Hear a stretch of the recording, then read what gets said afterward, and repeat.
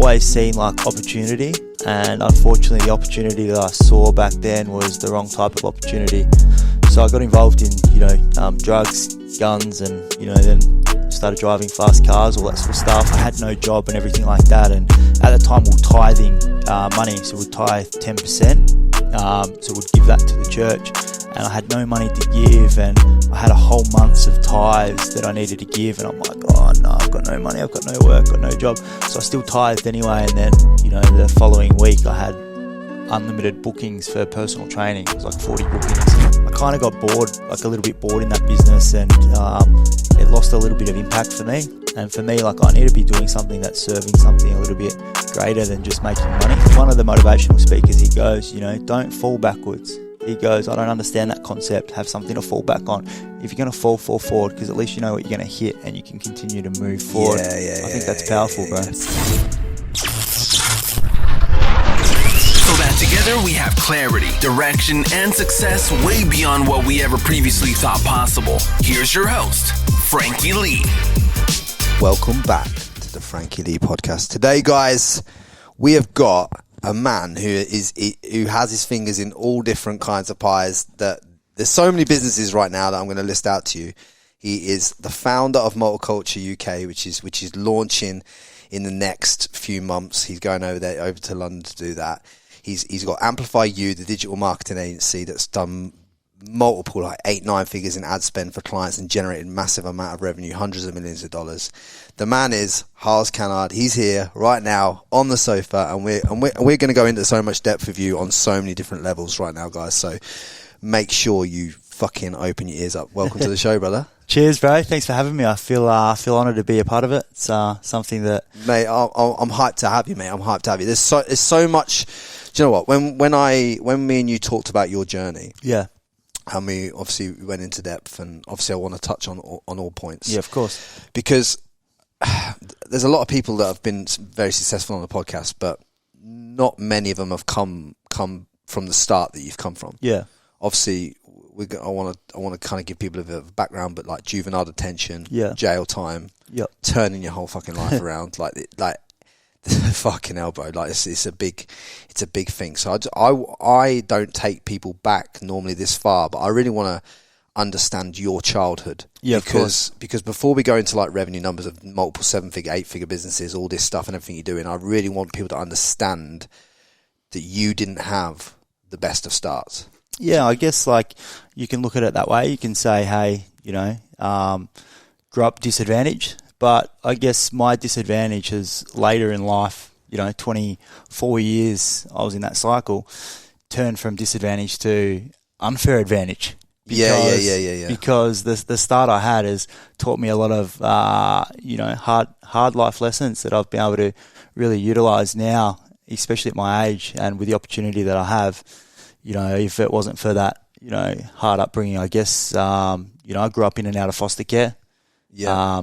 At 5 years old, I was caring for my mother, part-time with my sister. She was 9 years old at the time, so we had to distribute her medication, all of that sort of stuff. So we had Webster packs. We had to, we lived in and out of the salvos. Every month we'd have to go down to the salvos and get food hampers and all of that sort of stuff. So for me, it wasn't like traditional schooling. It was like my sister was teaching me math, English, all that sort of stuff at home because we had a job to do. We had to. Your sister's 9 years old at this point. Yeah. So we had a job to do, and we just had to look after my old girl. And we learned a lot growing up. Mate, talk about life apprenticeship, and the reason why I thought your story is one that needs to be told on this podcast is because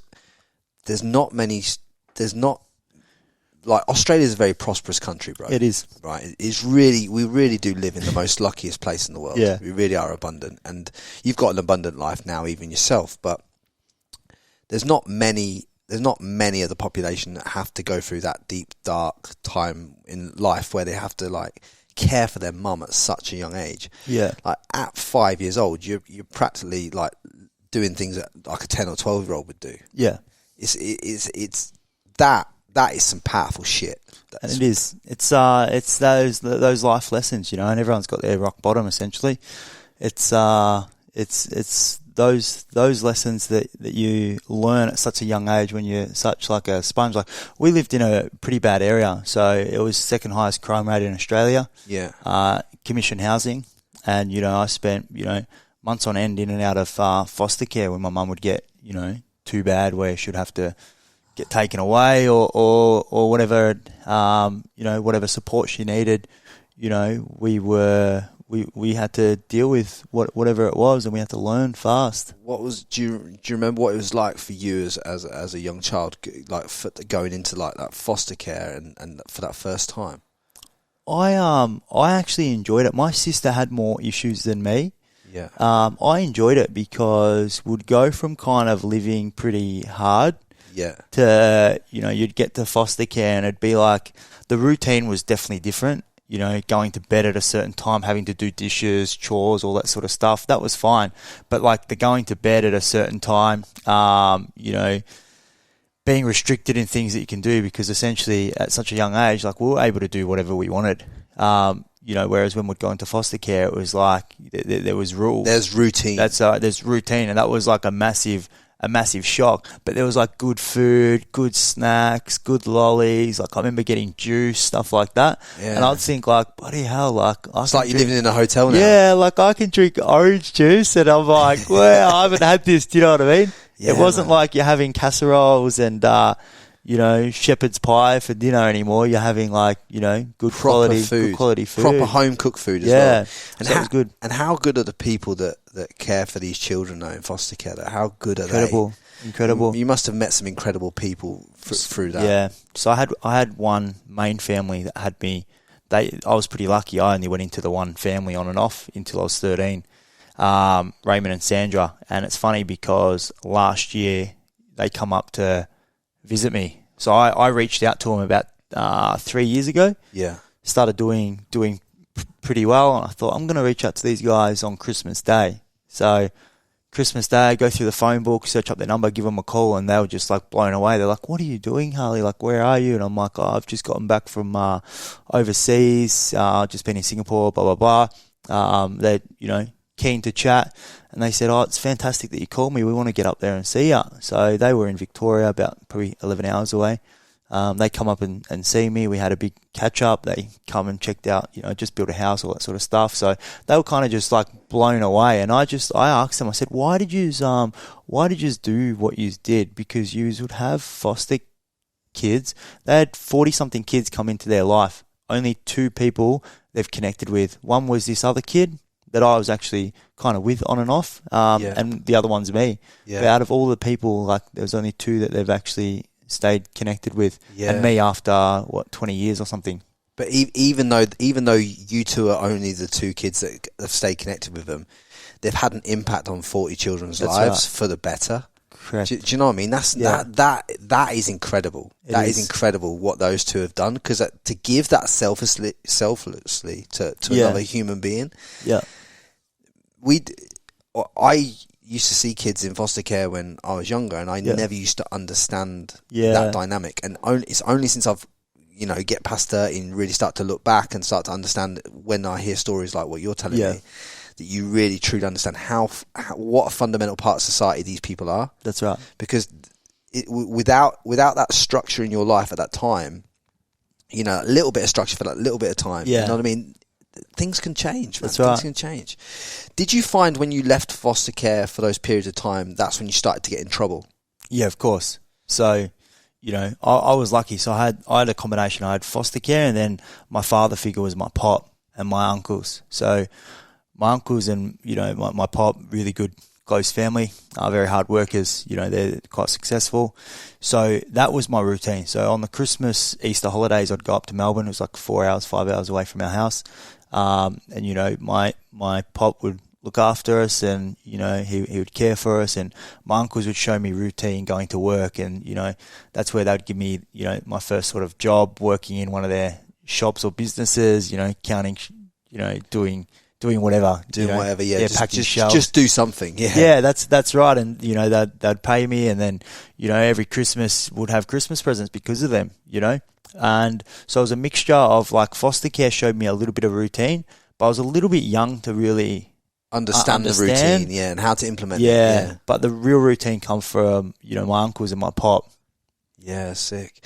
But like, what age was it when you started to get in trouble with like the juvenile, and obviously went to juvenile detention? What age did that kind of come into your life? 15, I think I was.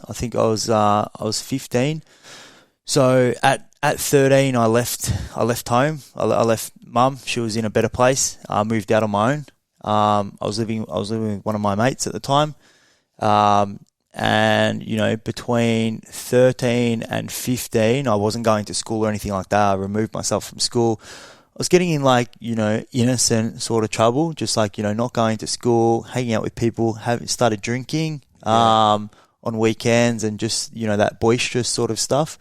It was essentially, you'd class it as harmless compared to what I started to do at a later age, but however, it was still building these building these habits bad habits of doing something wrong. That's right. This is though, throughout this podcast, I've been trying to get the guests and myself to really put into people's ears that it's the 1% things that you do that compound. Like all these 1% things that I do to get these episodes out, they compound. And all these 1% things that you were doing back in those days were compounding to the bigger problem that we're going to go into. That's right. And it's like everything has a positive and a negative effect. Exactly right. You got to make sure that you're compounding in the right direction. That's essentially what I'm saying. And you look at Tony Robbins talks about it, the habits that you are doing right now essentially are going to come into play in 5 years' time. So there's always I think it's like a 3 to 7 year. I always find myself I go in 3 to 7 year cycles. Yeah. So what I'm putting into myself now is going to come out in 3 to 7 years. Yeah. Yeah. So back then, I was 13. I was kind of getting in a little bit of trouble. I was living out of home. For about 18 months. And then I rocked up back home one day. My uncle's there. And he's got his ute and all my stuff's packed on this ute. And my bed, everything, right? And I'm like, oh, crap, what's going on? I was walking up the street and I saw it. And I'm like, who's that? Get to the door, it's my uncle. And he's like, mate, you're coming to live with me in Melbourne. You're going to school. You start school Monday. And I'm like, what? So I went and lived with him for about 2 years until I was 15. I went to got private education in Melbourne.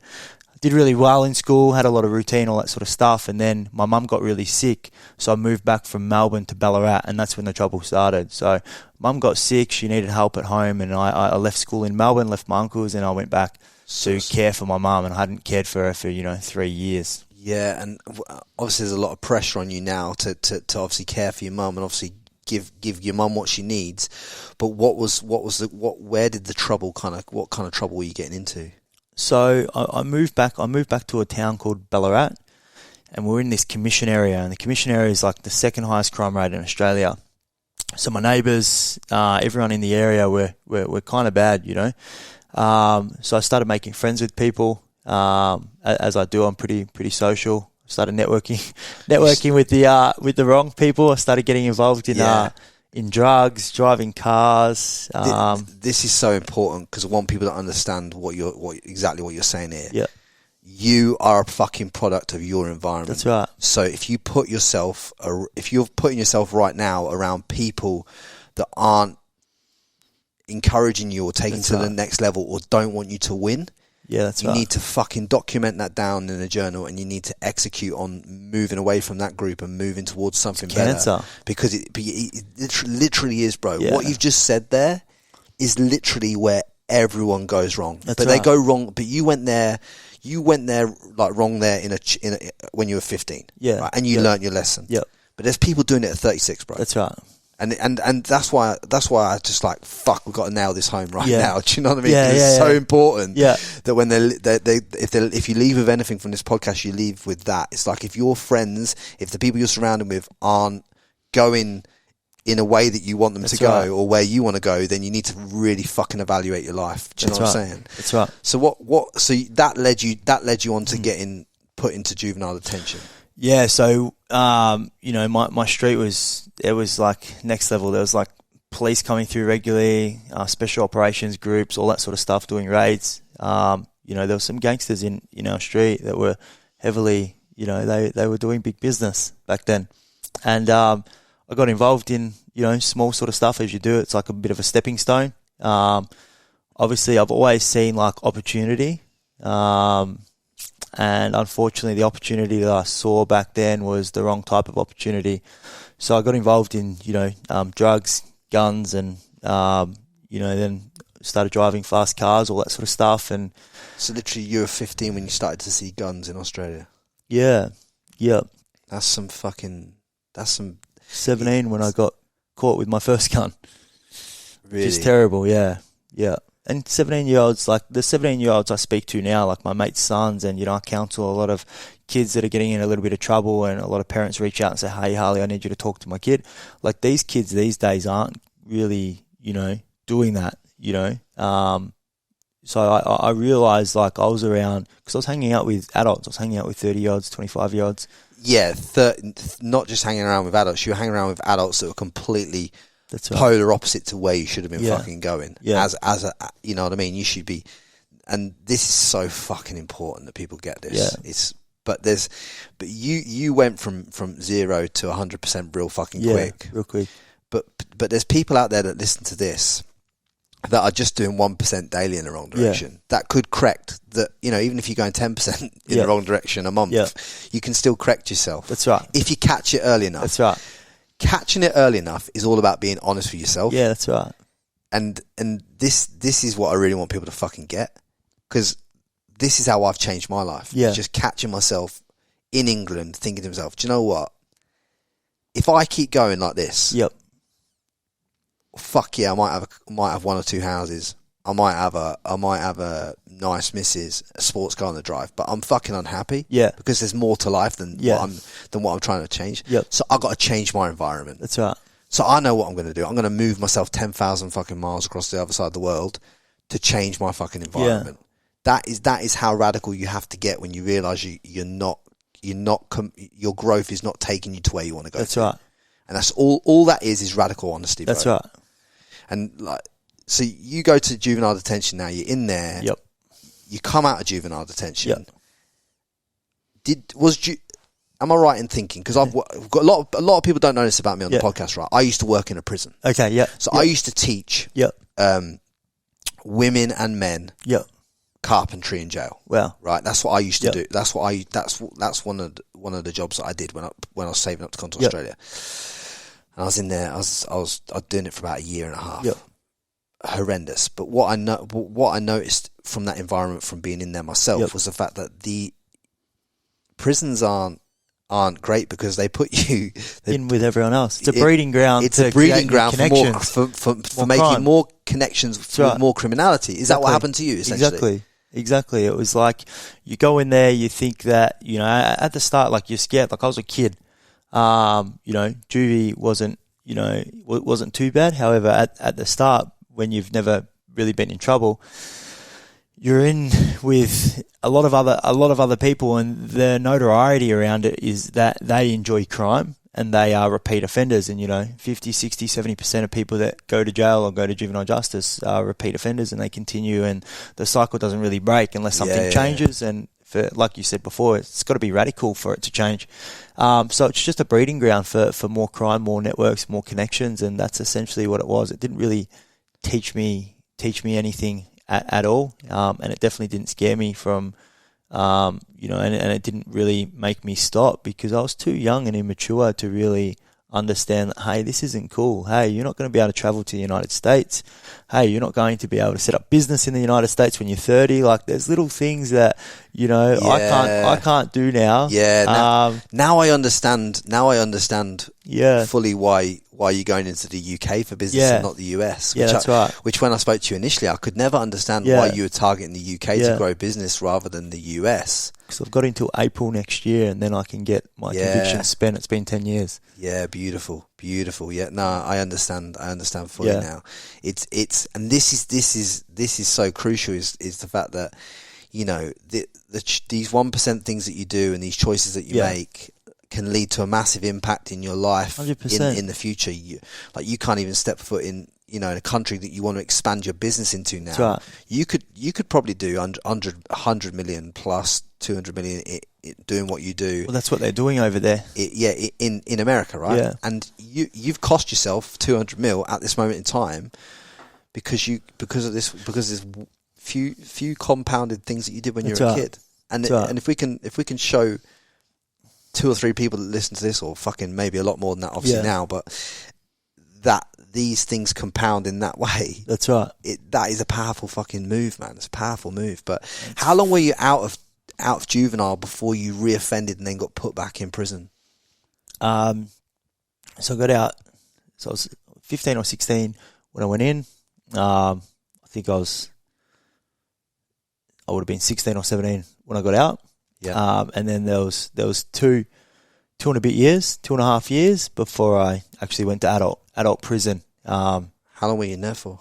13 or 15 months. Yeah, fucking hell. And what was the point when you decided that, right, this has to change for me? Yeah, so I was out, and I kind of just got let out.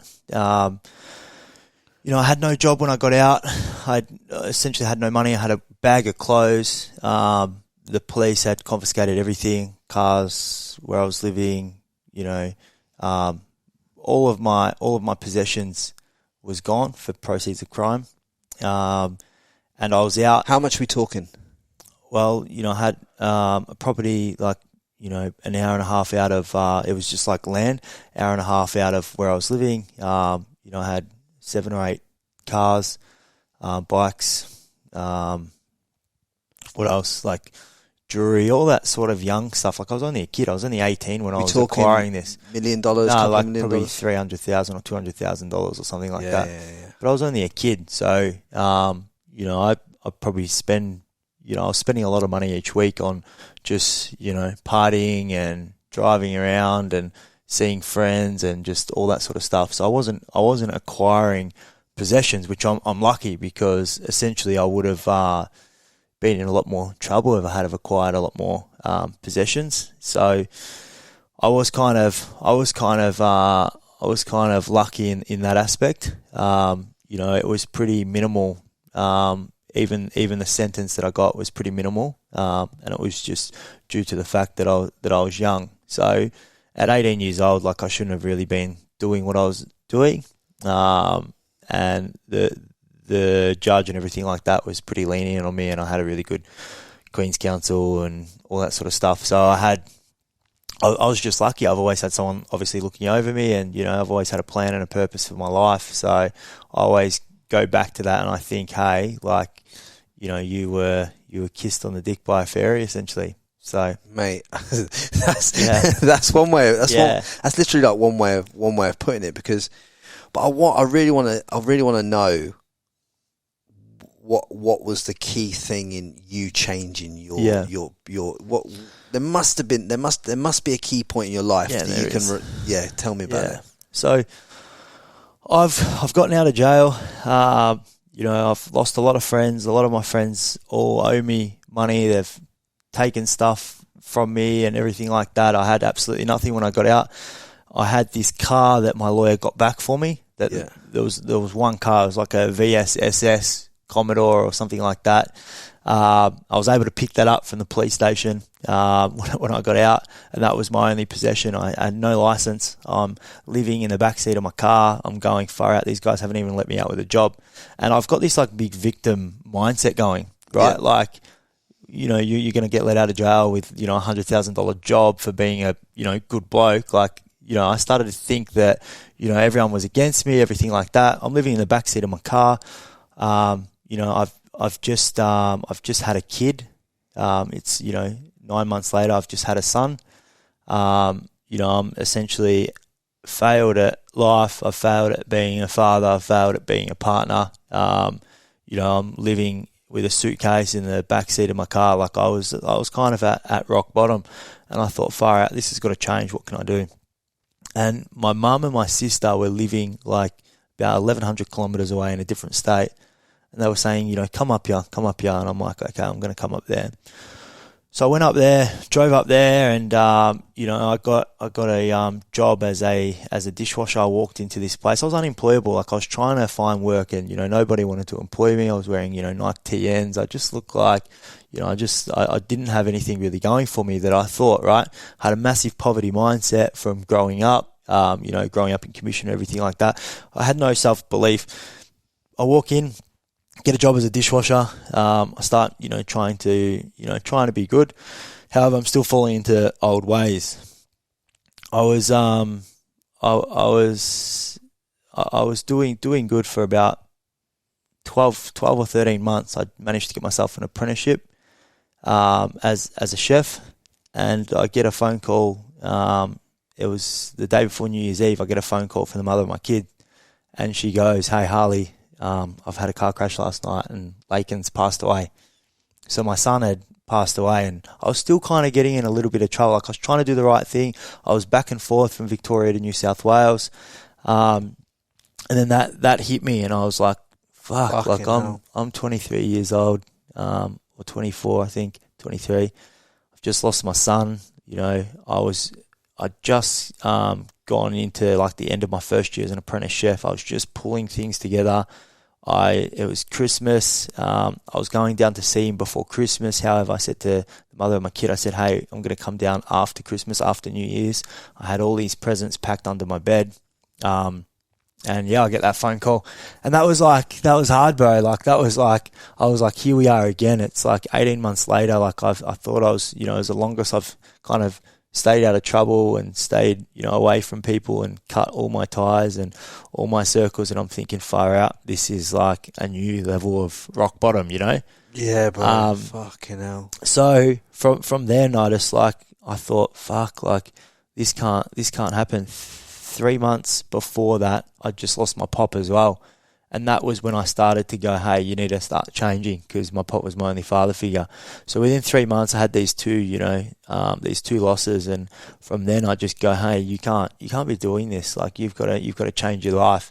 And I went through like a dark time after I lost my son. And I was like that person that never takes help from anyone. I'm like, no, I don't need it. I can do everything on my own.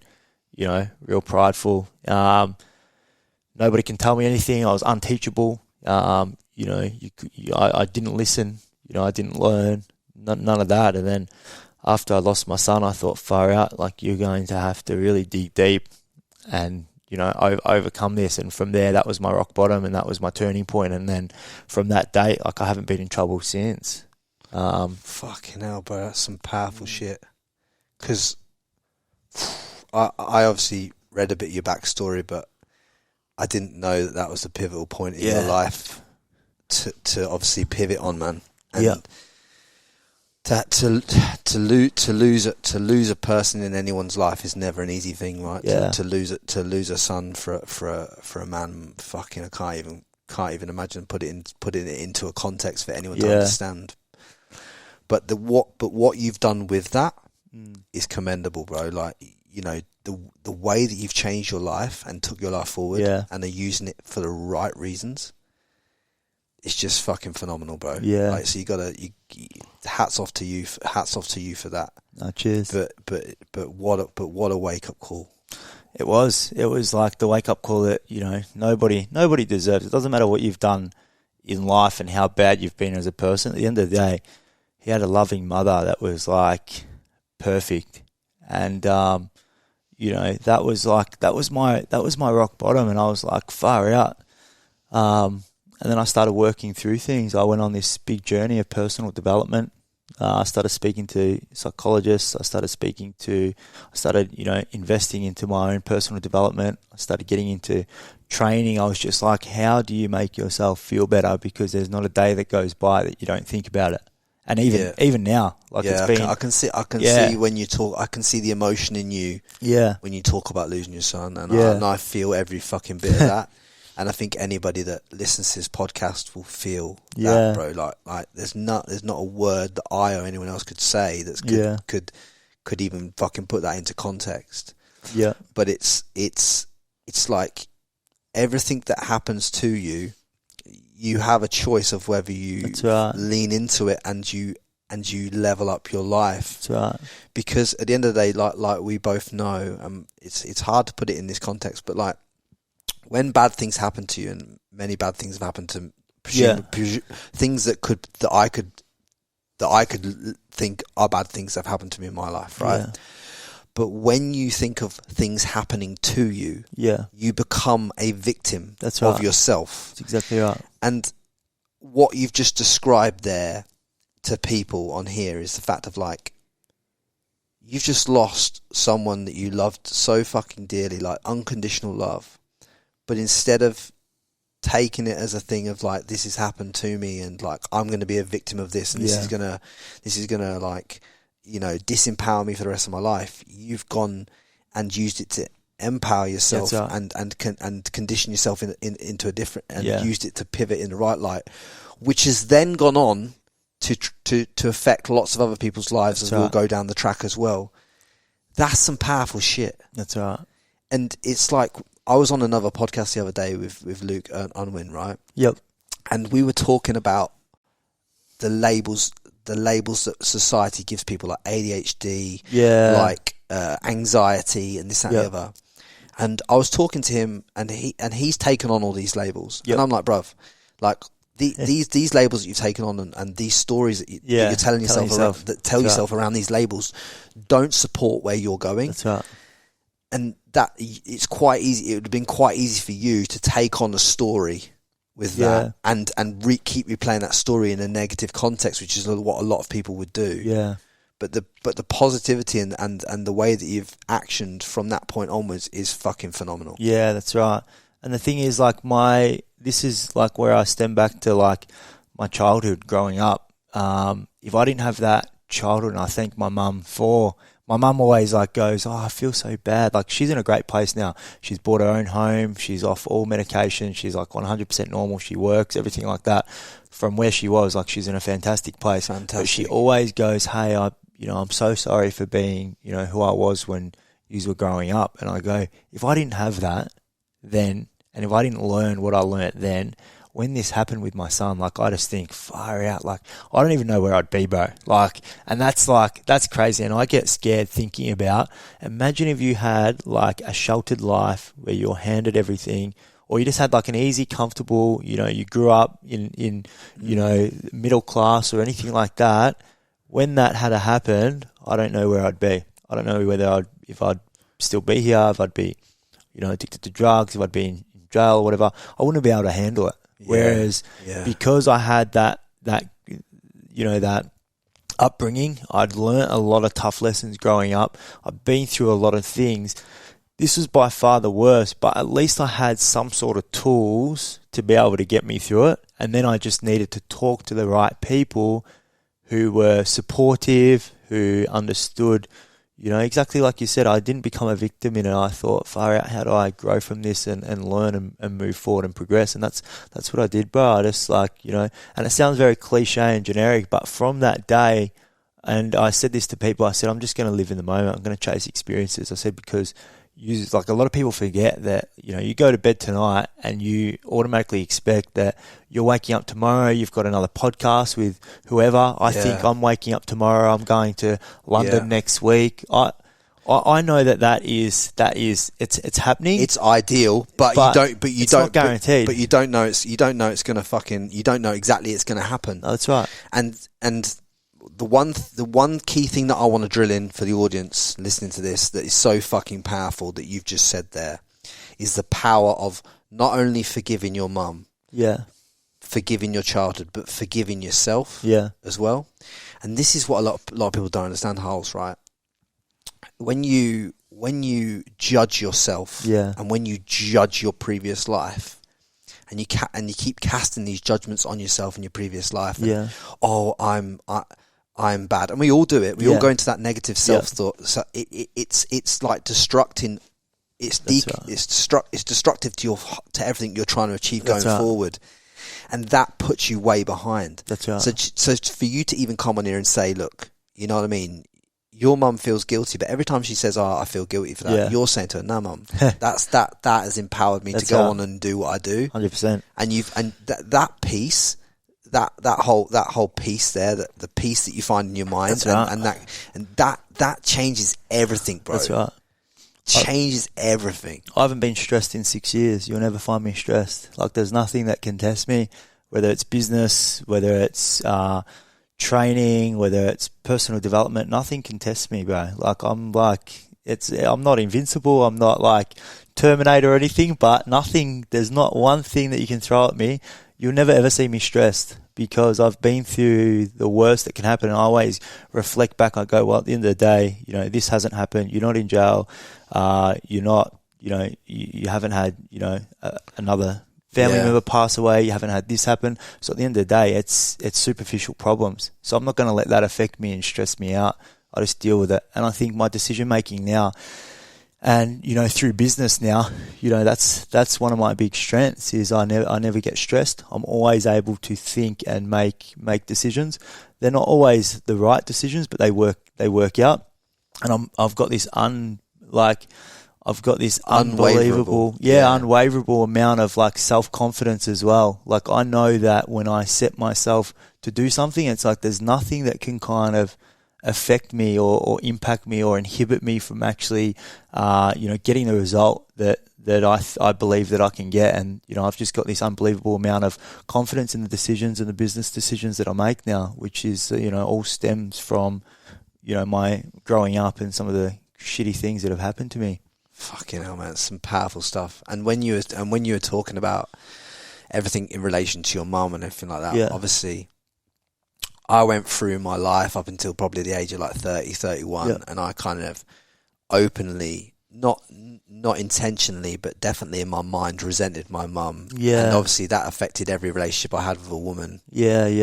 Through my life as well, to certain extents, because I, of the lack of love and feeling that she gave me as a child, but I never understood at the time that she had a daughter before me that had died of spina bifida, bro. Yeah. Wow. So she gave birth to a child. The child died of spina bifida, right? Wow. After a week after being born, yeah. So you imagine the emotional torment that woman was going through, right? And then you come along. Yeah, then I come along and she's not obviously expecting to have me, rah, rah, rah, rah. Things transpire. But mate, if I hadn't have had, I've had the epiphany, and obviously I've got rid of that resentment now, and I've started to box it off, and I'm starting to use that power for good and do this podcast and everything we're doing, the conversations I'm having with people like you, and hopefully the conversations that we're having today, and all this kind of stuff is really starting to change people's, help people break the patterns and perspectives in their life that help them fucking do something, you know what I mean, or just give them that kick start. But it's so empowering when I cannot stress enough how empowering it is for you as a human being when you forgive the people that you feel have wronged you. When you stop becoming a victim of circumstance, you start to empower your life way beyond what you ever think is measurable for you as a human being. And I just had to tell you that, because it frees you. That's right. It freed me. I can see the freeness in everything that you're talking about because of the forgiveness, bro. Yeah. And that is the key fucking word that people just kind of don't comprehend how powerful it is. Because everyone has bad things that happen. Yeah, we all have a story, bro. Everyone does. And, at the end of the day, you can't measure two bads against each other, and you can't measure two bad things that have happened to people. Yeah. What's happened to you and what's happened to me, they're the same, bro. Yeah. Because at the end of the day, it's impacted and affected you to have that negative effect on your life. We can't measure that and say, hey, mine's worse because of this. Well, at the end of the day, we both adapt and we respond differently. It's like if two people or two kids do the wrong thing or two adults do the wrong thing, they're both just as bad. So you can't go and say, hey, this is one's worse. At the end of the day, we've both got cards. We've both been dealt cards. Both been dealt cards. That's right. But how powerful is this, right? I realised this the other day when I was in breathwork, bro. How powerful is this for a fucking for a penny drop? Yeah. I realised when I was deep in breathwork, about 25 minutes into this breathwork with Lino, right? I fucking realised that I found my voice because I had to, because I didn't felt heard. Yeah. And now I'm using that voice to help other people find their voice and their purpose. Yeah. And I just thought to myself, fucking how powerful is that? Yeah. Is that as a concept in my mind? It just fucking penny dropped. I'm like, fuck. So everything that happens to you That's right. is actually for you. That's right. You just need to understand the way you're looking at it. If That's you're looking at anything in your life right now as a negative, That's right. you've actually got a fucked concept, because That's right. you could tell me anything negative that happened to you in your life. I could tell you anything negative, That's and right. me and you would both, because we're in this different mindset, Creating opportunity out of vulnerability. We would create an opportunity or create a learning from the vulnerability. Yep. It's not about creating victimhood out of the vulnerability. That's right. Do you know what I mean? That's right. We can all tell ourselves these negative stories, but you have a choice on the story that you fucking tell yourself. That's right. And the way that you've empowered your life by telling yourself the correct story after so many years has transformed your fucking life. Yeah, it has 100%.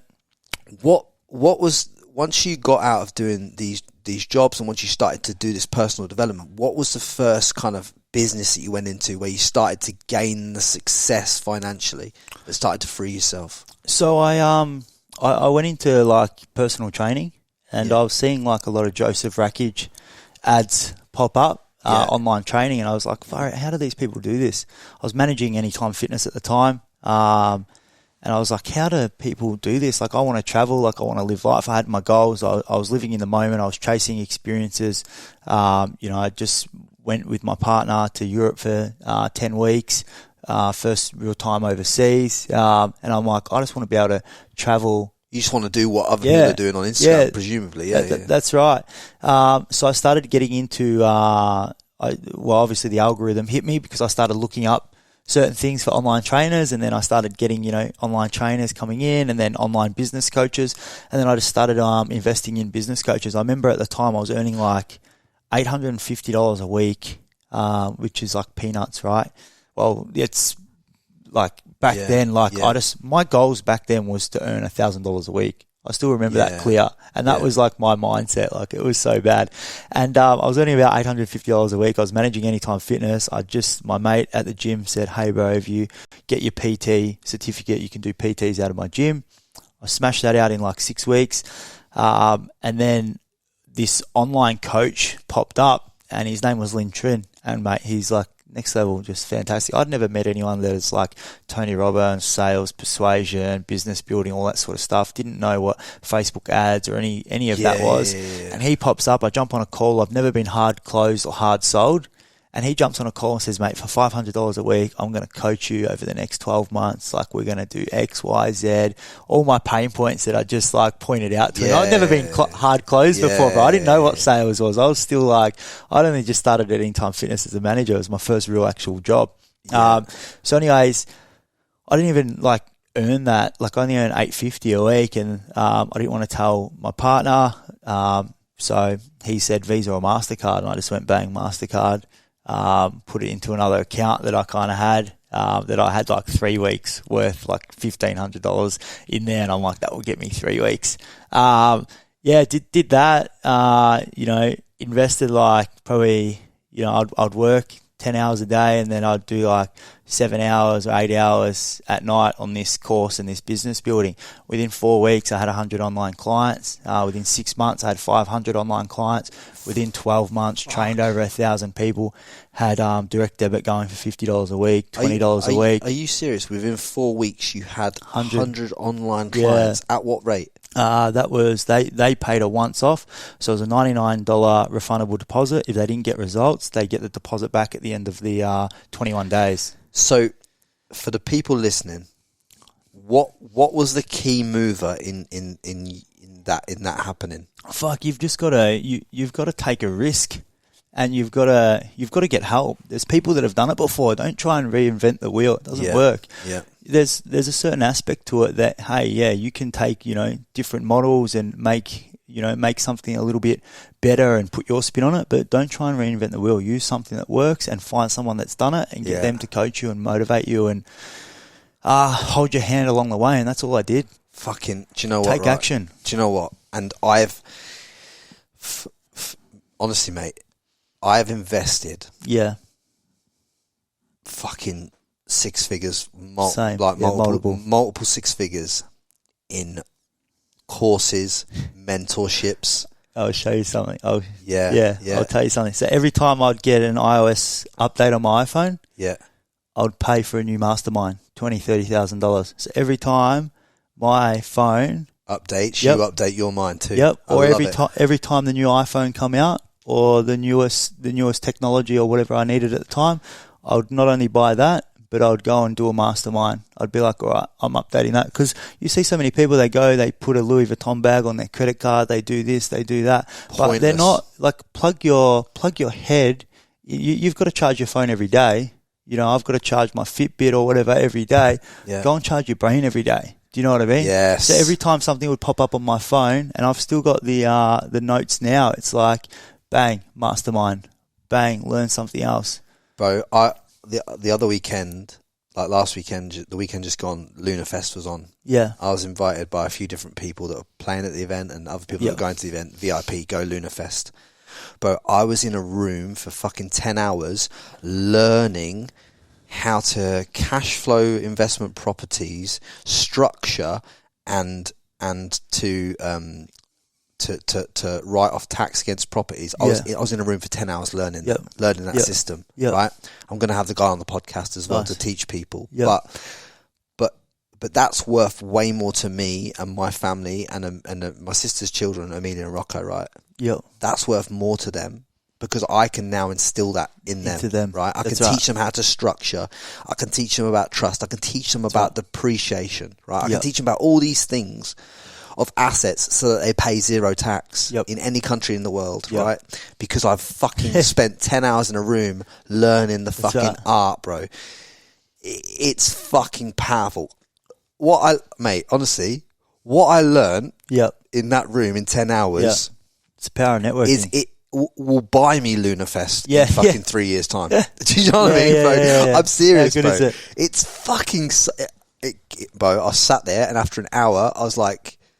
Obviously, this is a joke, but I had a fucking hard on for how much for how much I was learning. Because I was like, fuck, this gets me going, man. Like, they don't teach it in school, and you think this is why the education system, like, it works for majority, but there's that minority. And that minority are the ones that have entrepreneurial gifts or talents or think a little bit differently, and it doesn't work for them. So that's why these sorts of things, need to be taught in school, or people need to speak about them more, or, like, you need to get a youth podcast going, or, something like that. There's a lot of young people, there's a lot of people listen to this that are a lot younger. Yeah. And I fucking love that, and I encourage that, and they're starting to share it with their friends, and I'm trying to get people to share it with people, and cause, like, this is just a full value play for me. Full value play, like, because this is way more powerful than just fucking dollars on a fucking balance sheet, bro.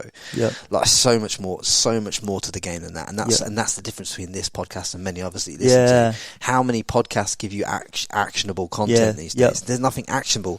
There's fucking about 6 things I can think of that are actionable in this podcast. If you put these into your fucking life, it'll change it. That's right. It'll change it tomorrow. Like, that's how much this means to me, bro. That's right. Like, do you know what I mean? I'm not here to waste your time, my time, or anyone else's time listening to this. Like, it's like, if you put yourself in the right rooms, look, opportunity presents itself. Opportunities present itself, but you have to, you backed yourself. That's right. When you couldn't afford to. Yeah. But you couldn't afford not to either, bro. That's right. I'd still be doing the same thing. I'd still be working at Anytime Fitness. I'd be in a town that has 17,000 people. I love that town, don't get me wrong. But I'd be grinding. I wouldn't be traveling, living. Take massive action. That's right. It's the only fucking way. And don't have a backup plan, like, burn the ships, That's right, you've got to. And it sounds cliche and generic. However, like, I think, who is it? Is it Nelson? No, one of the motivational speakers, he goes, don't fall backwards. He goes, I don't understand that concept. Have something to fall back on. If you're going to fall forward, because at least you know what you're going to hit and you can continue to move forward. I think that's powerful, bro. Fuck him, so powerful. Yeah. So powerful. Some people say to me, Frankie, why are you doing this podcast? You're not earning no money. I'm like, bro, you don't get it. You don't. It's long term. You don't get it, bro. You don't get what I'm building. I'm building something way beyond the podcast, bro. I'm building community. I'm building people that empower other people. I'm breaking generational patterns for people in Australia right now with this fucking podcast. If you don't understand what the fuck I'm doing, you're on the wrong fucking planet, bro. Like, you don't get it. You don't get it's not. If you put 100% value out into the world, you are going to be able to get 1% value. Exactly. And if your 100% is big enough, the 1% that you get back into your life will be enough for you to fucking do big numbers with. If you can move different. That's right. And you think about all the learnings that me and you have got through all these masterminds and all these investments we've made ourselves. We're moving and being able to roll with different kind of different animals, bro. These people that I'm meeting now are different fucking 100%. Animals, mate, and they can operate and move in different ways. And the ways that these people move as well, is fucking beautiful. Like, in terms of, like, if we were going to analyze it on a boxing footwork standpoint, bro, they are fucking jabbing and moving round the tax man, round these opportunities, like everything, but all above board, all beautiful, all impact whilst empowering people and making a massive amount of money and impact on the world too. That's right. Phenomenal shit. And there's a lot of help that's needed in the world too, you know. So everyone thinks, oh, what's my calling, or what am I meant to do? It's like, you've got different gifts. Everyone's got different gifts, whether it's hardship, whether it's, you know, you're pretty charismatic out there and you felt unheard. That was your gift, because now you're getting this out and you're feeling heard. Other people might, you know, be really good at love or affection or attention. There's people that need that. And you know, you've people got, that need teaching that. That's right. And you've got a lot of hardships in the world, so there's always room for impact. So we've all got hardships, and we all need to lean into whatever the hardest thing is for us to lean into. So this will change your fucking life if this hits your ears at the right time. I'll tell you now what I'm about to tell you. But whatever is the hardest decision in your life to make right now is the only decision that you have to make. Yeah. Whatever is the hardest decision in your life right fucking now, in this moment, is the only decision that you have to make. And it's not about staying in no man's land. Yeah, wow. No decision is a fucking decision. No decision is a fucking decision. Hear that. Let that hit your ears. Let that sink in, and fucking let it hit you right between the fucking eyeballs. I don't care whether we're talking about a relationship, a fucking personal growth move, a business opportunity, a lifestyle change, a friendship change. No decision is a decision. So make the fucking decision that you have to make. The hardest one is the one you make. That's right. 100%. So powerful, bro. So powerful. Entrepreneur taught me that. I was like, fuck. I learned that on a weekend with a load of entrepreneurs. How good. And it's like, fuck. That one statement there was worth every piece of money that I paid to be there. Because I've used it so many times. I'm like, okay, what's the hardest decision? Okay, cool, I need to make that. I fucking love that shit, bro. It's so fucking simple. And if you execute on it, comes back down to, you got to pay to play. You have to pay to be around that circle. Well, here's the thing, right? What is the only thing in life that you can invest in that you're guaranteed to get a return on? Yourself. Your fucking self. That's right. You are fucking guaranteed to get more out of yourself by investing in yourself. Yeah, 100%. So why the fuck people go, oh, I'm not going to get a massage this week because it's $80. I'm like, bro, you don't get it. No. You don't get it. Get the fucking massage, bro. You're investing in yourself. That's right. Yeah. Do you know what I mean? Yeah. Do you know what I mean? Yeah. Are you fucking serious? Yeah. Like, have a word with yourself. Like, that's right. you're limiting yourself massively. Like, if your body can move better that week, you can make better decisions, less stress in your body. 100%. That's worth way more than $80, that's bro. Right. Sort it out. Yeah. And that's how a lot of people are going through life. Yep. Crazy fucking shit. It is crazy. Have you like gone into like breath work? Give me some of the stuff that give me some of the tools that you've gone into so that people really understand. Yeah. Because obviously we can go we'll go down the track of talking about money and business, but I really want people to understand the kind of mindset stuff and how you've accentuated your mindset. So have you gone through things like breath work, all that stuff? Obviously we mentioned the mentorship, but what other things are you doing that really opened up your mind and added so much value to you in business? It's funny you say that, because I just started it again this week. Like, the last few weeks as you've seen, I've been traveling around Australia and whatever. I've been out of routine because I'm moving to London, waiting for my visa to come back, and I should be able to move hopefully this week or next week or something like that. So I've been like out of routine, and the last 12 months, like, you go through some hard times, or not hard times, nothing's a hard time, but you go through challenging times that just need you to focus and think a little bit differently. The last 12 months I've kind of, been, it hasn't been as good as, the last few years. And that's because of the decisions I've been making. I've been deciding going out to nightclubs, drinking, hanging out with people, partying, all that sort of stuff. And it's definitely impacted my businesses, because my businesses have, obviously suffered from it because I haven't been able to dedicate myself to it. In terms of revenue numbers, just so that people understand, those 1% decisions that you made then, how much would you estimate they'd cost you in the last 2 years? So the last 12 months, so like one of my businesses was on track for 8 to 12 mil, and we only hit and COVID hit us or whatever, we only hit 30% of that. That was and that's a wake up call. Yeah, but that's because I did 3.5-4 mil. Yeah, so that is a bit of a wake-up call. However, it still wasn't really a wake-up call because I've got other investments and other businesses. Yeah.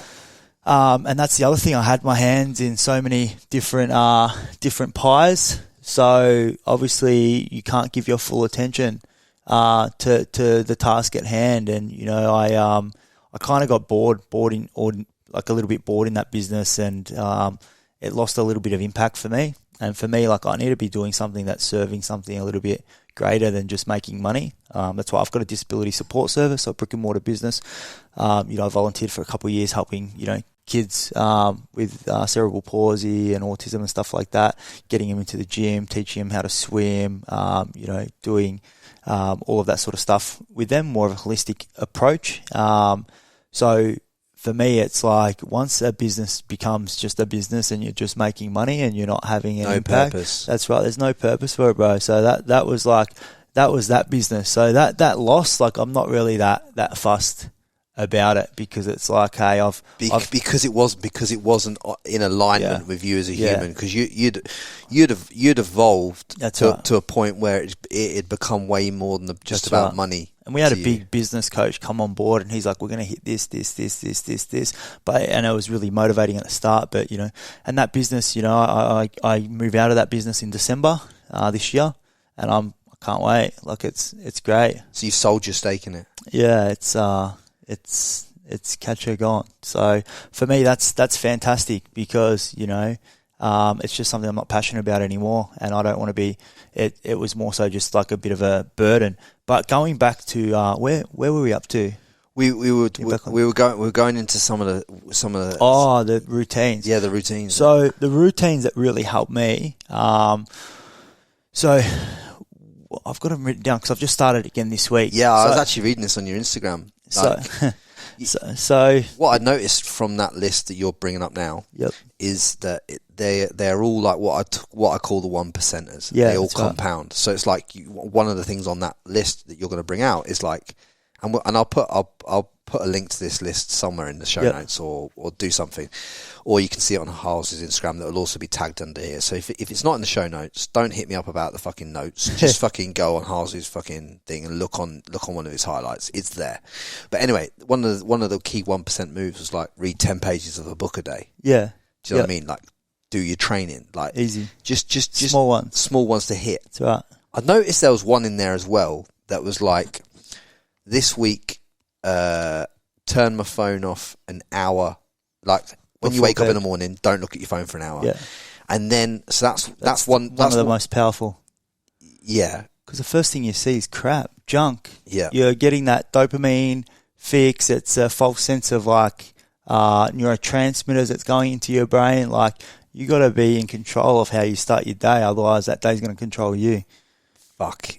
Bro, that's just punched so it hard. Is. That just punches so hard, bro. It is. Honestly, everyone, even if someone's driving they're driving to Brisbane, or if they're in Sydney traffic right now, or even if they're in the UK or America, if that statement there doesn't fucking punch you right between the eyeballs and make you seriously change the way you start your day. Yep. I don't know what the fuck I could do for you, because that what he's just said is so fucking true. Because if you get up in the morning, right, and you're looking at fucking Sandra Gonzalez, or I don't know who Sandra Gonzalez is, by the way, but you look at this bird of her ass out, or you're a girl who's looking at this other girl who thinks who you think's killing it but's not killing it. It's just like, that is not the right way to start your morning. That's right. No, do you know what I mean? Right. How disempowering is that? I know, it's crazy, hey. But yeah, so many people still do it. The first thing they do is they get on their phone. And I find I've worked the best, like when I've got these routines and they're all flowing, like it's like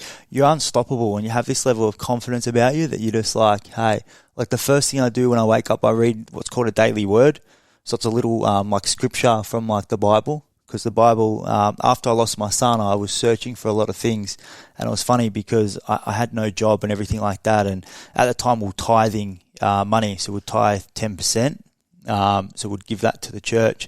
And I had no money to give. And I had a whole month's of tithes that I needed to give. And I'm like, oh, no, I've got no money. I've got no work, got no job. So I still tithed anyway. And then, the following week, I had unlimited bookings for personal training. It was like 40 bookings. Wow. And that was crazy. That is the power of giving without expectation. That's right. That is the power of and giving. And you get to give, and people have the wrong, and it's funny you say that, right? Because people go, I'm going to give to get. That is the wrong mindset to have. No. I'm going to get more so I can give more. Fuck no, bro. Like, this is why I know this is the realest fucking podcast in this country, bro. Yeah. Fact. There's not a fucking podcast in this country there's as real talk as this, bro. No one's talking real shit. Everyone's editing it. Everyone's fucking faking analytics, all this bullshit, bro. I'm telling you, this will win long term because people appreciate realness, bro. That's right. And that is and when you do it for the right fucking reasons, things start to compound, start to happen, and everybody can win.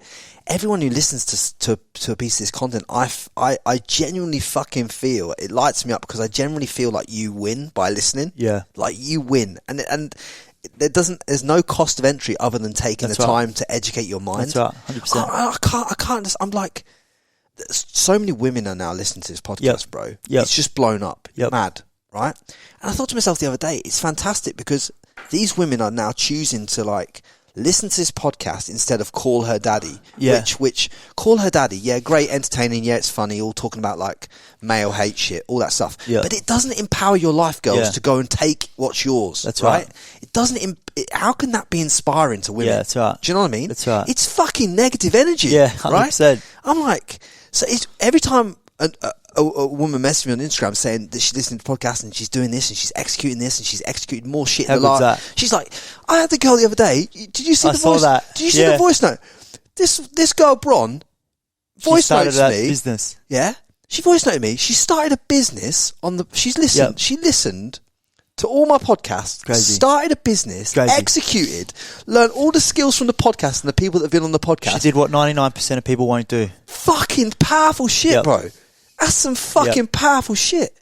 Fuck, mate. I was beat. I couldn't sleep last night probably because I was so fucking beamed on this. And I'm like, fuck. If every woman in Australia, UK, America stopped listening to Call Her Daddy and started listening to this and executed on the fucking content, bruv, it'd be the most powerful shit in the world. Cause a revolution, mate. Fuck it. It just got me thinking like, how good your job's done, bro. That's the game, bro. That's the fucking game. It just jacked me up like 100%. A motherfucker, bro. And you see it. It's great. I see the passion through it just talking to you. Fucking lights you up. It's crazy, hey. Give us some of them other habits. So there's like a few. So obviously, first thing, I read daily word. Go to the gym. 1 hour of learning something new. I go to a cafe because I go to a cafe every day. So I love going to a cafe. So I'll go cafe and plan my day, read 10 to 20 pages of a book, eat healthy, do something that makes you feel uncomfortable, I think is a big one because that's massive. Because we get complacent, and especially in today's world where everything can be so easy and we can get access to a lot of things easy, it becomes harder to be uncomfortable. So like the other week I started boxing, which I'm kind of like a natural fighter anyway, so that wasn't really something that made me uncomfortable, but it was fun. Whereas, this week I'm starting hip-hop dancing. I've got 2 left feet. Everyone tells me I've got no rhythm. Bro, that's... I'd be fucking... I might try fucking hip-hop dancing too. Yeah, so I'm going to do it. You know what I mean? And I'm like, I've got 2 left feet. I'm the most like uncoordinated person, but I'm going to give it a crack because I'm going to be super uncomfortable in a class with heaps of other people. Help someone or do an act of kindness each day. It doesn't have to be big. And I think like people that do act of kindnesses, like just do something without making a fuss. I might, like, you made me that drink of water. That's an act of kindness. Like, we might eat or something, and I take your rubbish and throw it in the bin. Yeah. It doesn't have to be massive, you know. It can just be something small. Do something that is bettering, you know, yourself, and, you know, being a little bit more selfless. What I try and do, the easiest act of kindness I've found to put into my routine is, what I try and do is, when I go into a fuel station to fill up my car, I try and pay for someone else's fuel. It's great. Do you know what I mean? Because, like, I try and pick out someone in the forecourt that kind of looks to me like, fuck, like this is something good for them today. This is meant for them. I try and zone into who that feels right, and I try and I just pay for that and that. Yep. And then I just fuck off. Yep. And I don't mention it. Do you know what I mean? Great. Because not to the person anyway. Obviously, I'm mentioning it on here to educate you guys into terms of, like, that's how you should vision it. But I'm not telling you to swing my dick as if I do it. But like, you know, it's a powerful thing, that, because you don't know what day that person's having. That's exactly right. And you could just that chemical change in their brain that day could help them turn up to someone else better. That's right. That could save a life. And you don't know the knock-on effect of energy when you put the right energy out. Could stop domestic violence. It could be like, whatever. Like, we were at a restaurant one night, and a couple we knew were there. And anyways, at the end of the night, went and paid for their dinner. Well, the lady behind the bar was like, which table? And we're like, you know, the older couple over there.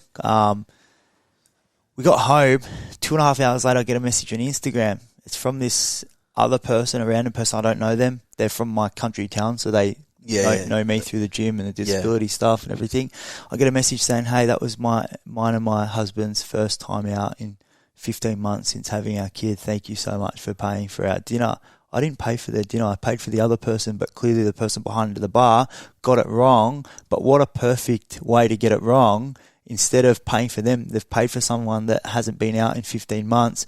It's, you know, really impacted them and stuff like that. And I thought, well, you know, that's great. So, would you say, right, obviously you've made multiple millions of dollars, right? Would you say the key difference between you, like, struggling, making 4 or 5 figures and all this kind of stuff, and making multiple sevens, would you say the key difference was, like, learning to like give value and give freely? Like, right. would you say that was a key thing that you learned? 100%. How did basically I want people to understand on here what was the key thing that changed that brought the abundance of money into your life? I was, like, prophesized over at church one time. Like, I'm not highly religious. Like, you get me on the weekend and you'll be like, this guy needs religion. Yeah, do you know what I mean? I saw you at Cali Beach and I was like, this guy needs God. Yeah. So for me, I was lucky because my partner grown up around it. So after my son, I was obviously searching for something, and, you know, God was great, and, you know, I've been blessed, and, you know, I know that there is a purpose and a plan for my life. But I had this guy prophesize over me. He said, you're going to have cars coming out of your hands, you're going to have money coming in, you're going to have all this sort of stuff. And, you know, it's taken 5 or 6 years or 5 years since he said that. However, I keep getting flashbacks of, like, exactly what he said, and these things have come to pass. But one thing is, you've got to be able to give freely with no expectation of anything in return, and that is a big thing. And it is hard to give, you know, 10% or whatever it is. You know, it's easy to give it when when it's $100, when it's $1,000, $5,000, when it's whatever. Yeah. But also, you've got to understand that, hey, you can't just save everyone as well. Yeah. You're not here to save anyone. That's right. You're just. I feel you're here to try and make the biggest difference. That's right. To the right people that come across your path. That's exactly right. But you've got to be. I think, like, giving is a big thing. You've got to be able to give, and, you know, adding value to other people's lives as well, helping people. Like, I remember, like, nobody would employ me, and I was like, far out, I just want a job. I wanted a job at this winery. I was apprentice chef at the time. They wouldn't employ me. I moved to a different town, and I'm like, hey, he's like, mate, we're not looking for anyone. We're a winery. We're definitely not looking for an apprentice. We need, quality chefs, blah, blah, blah. I said, let me work for you for the next 30 days for free. And then if I do a good enough job, you can employ me. If not, you don't have to. That same thing, just giving that little bit of value. I got a job after 5 days of working there, and he paid me for my last 5 days as well. Now in business, I had one of my mates. You should get him on the podcast, Sam Bashiri. I know him. Yeah. With hundreds of millions of dollars, he's got massive broadband solutions. I go to him and go, mate, I'm going to help you with some marketing. And he's like, yeah, I'll pay you. And I'm like, no, I don't want money. That connection now, I'm a good friend with him. He's introduced me. I'm pretty sure I can say this. I've got a project on the go called Hotel Passport. It pretty much allows you to work from any hotel in Australia. He introduced me to the head of Marriott International. Marriott are willing to trial this app in their hotels. Beautiful. Like, we're talking like, this isn't a small little thing, right? This is like $100 million deal. Yeah, it's big. He introduced me to Marriott International. Marriott International introduced me to the Langham. The Langham said, Shangri-La, blah, blah, blah. So now, that one little thing that I did for him for free to help him has created, massive opportunity. And now he says to me, you need to meet anyone or whatever. And he's such a genuine, humble guy. He messages me all the time. Love you, bro. How you going? Blah, blah, blah. So you do these little things. You give without any expectation to get back, and you just watch it open doors. Yeah. And it's incredible. And what I realised by speaking to a couple of billionaires, and I put the billionaires in my phone book by speaking to people that are worth 10 mil, then then helping people that are worth 10 mil, then they connected me to people worth hundreds, and then those people connected me to billionaires. Yeah. When I spoke to a couple of billionaires on the phone, and some of these billionaires will be coming on the podcast, and I know I'm attracting more people into life, but billionaires are just normal people, bro. That's right. But they've just added a lot more value to the world than the average man. That's why they're worth the money that they're worth. but one the key thing that these people tell me worth hundreds of millions and billions is the fact that just the connections and opening the doors is don't worry about the money. That's right. The top level people get it, bro. Yeah, they get it. It's not about the fucking short term, couple of $100,000 here, mil here, all that shit. Right. That's all turgid, bro. That's not worth a wank in the wind. Yeah, the real play is seats at the table. Yep. Because I could do this podcast, give fucking freely and give value. Yep. That's how, without expectation, that's how things really start to fucking move on. 100%. And that is literally the only game in town, and they've all told me that. Yep.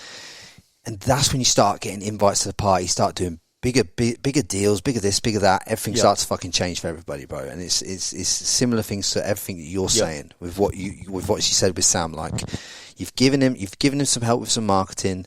You've opened a door. That door has taken you on to some fucking whole different fucking levels, bro. Yeah, some whole different levels. Because he's gone, hey, I can give you this. Yeah, 100%. Which you couldn't pay for that. Do you know what I mean? Nah. Like, you couldn't pay for that. There's no way if I sent like a cold email or scraped the guy's phone number and gave him a call. Like, there's no way he'd entertain. Like, the bloke flew in from wherever, and I was at Sam's office, and Sam's on the phone to him, and he's like, mate, I don't want to meet any of your friends or whatever, Sam. And Sam's like, mate, this guy just needs 15 minutes with you, in the morning, either the next 2 days. And we made it happen. And then, he connected me with another person higher up or, in that area. And then it just flowed on. Spirals, bro. Yeah. Spirals. And that's how all high-end, high net worth operators are operating. That's right. They all operate on the value of their network, 100%. And they make deals on the value of their network. Yep. And once you kind of get that concept, and once you understand that game, and you understand the game you're playing, you're not playing the swap time for money game anymore. That's right. You're not playing the short term. We'll do this when you pay us this game anymore. It's like how I started looking after Yanni, who owns Yanamize, which is one of the biggest car crazy car channels in the UK, right? Massive in the UK. right? The reason I started looking after him is like, he goes, I'm struggling with fake accounts. I go, cool, like, I'll sort that out. Yeah. How I got Alex Hormozy as a client. Yeah. Big. Massive client, right? Yeah. How'd I get him? I'm struggling with these accounts. Cool, I'll remove them. Yeah. Did it for free. Yeah. Right? How good. Without expectation. They're both clients. Yeah. Do you know what I mean?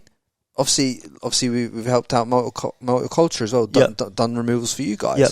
Done all these different things. But you're doing them every month now. Yeah, doing them every month now, right? So we're looking after you. But exactly. So it's like, well, that's how the game changes. Like, it's so fucking important that people get it. That's right. Just get that. And it might even be in the next 12 months, 2 years, 3 years. It could be 5, 6, 7 years down the track. Like I'm looking back now at people I met, 5 or 6 years ago, and the dots are connecting now. I'm going, that's why I met that person. I've got to reach out to that person because I remember that person does this. So it's not like even things that are immediate. It could be 5, 6, 10. It could even be 15 years down the track. Who knows? Yeah, mate. I remember me and you connected to talk about, I think we were talking about some boxing stuff or you followed me from someone else and because you'd seen my podcast and then we talked about boxing and then you were asking me about London and then you became a client and then it's like fucking hell, like all these things happen. It might have been because you might have said to me, Frankie, how do I improve my double jab? And I might have given you some fucking free information through the DMs. I'm like, or talked you through like how to remove jab. Or it's like you're saying to me, where should I live in London? I'm like, and I'm telling you a few different places that I would live. And it's just like it seems inconsequential to you at the time. Yeah. Right, but actually, it's how you build all relationships with all people. It's 100%. So the fundamental thing that I want everyone to get is when you seek to add value to people's lives, way beyond yourself. That's right. That's when you start to attract good things back into your life. 100%.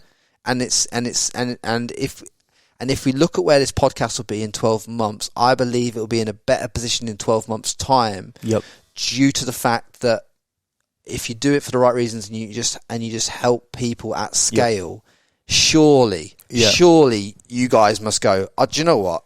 He's helped me. I'll share it with a friend. 100%. Surely. Yep. Fucking come on. Yep. Like, and if you haven't, you're tight. Yeah. Do you know what I mean? Do you know what I mean? That's how the game is. Sorry, mate. Podcast was deleted. I don't know what happened, but it just went down. Yeah. But, mate, honestly, like fucking, that is the game. But mate, I'm glad you brought some of the habits. But talk to me about like your goals now with launching Motorculture, because obviously, just to give people an insight. You came into Motorculture Australia as like a bit of a consultant. Yep. And then obviously you came into the business partner. Yep. All that razzmatazz, and then you thought, fuck, we'll take this to the UK. So give the audience a bit of a background into what Motorculture is and how you're launching it in the UK. Yeah. So essentially, Motorculture's in Australia is an events company. They've done pretty well. They just won. Brisbane Startup of the Year. They won Brisbane Entrepreneur of the Year. They won the International Stevie Entrepreneur of the Year. A few other awards. So they've done quite well. The founders there, Tom and Tom, fantastic guys. And we come in as business partners for a separate business that we launched. And their ultimate goal was always to take their brand global. However, they're so busy over here. Whereas, our goal was to have like a bit of an Australian brand, but my personal goal was to always travel and do business overseas and everything like that. So collectively, we decided that, hey, let's launch in the UK, and let's give it a crack. And that can be our stepping stone, and we can get the model right again, because the model over here, it's fantastic. Like, the boys are crushing it. But now we've got to duplicate that and put that into another country, which is going to be the challenge. So, it just so that people understand,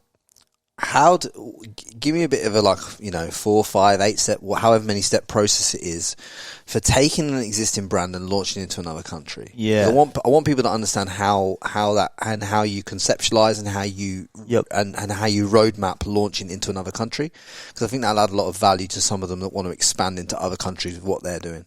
So it's like a little bit of risk versus reward. So first of all, I had to identify the key players over there, and then give them like a little bit of a ranking of what sort of category they're in. So, for example, you got BOTB, which is like, they're in their own category. You can't compete with them.